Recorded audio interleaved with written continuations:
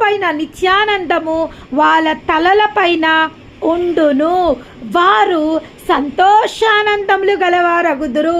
నిత్యానందం వాళ్ళ తలలపైన, వాళ్ళు సంతోషానందములు వాళ్ళకు కలగజేస్తానని దేవుడు ఈరోజు చెప్పిండు.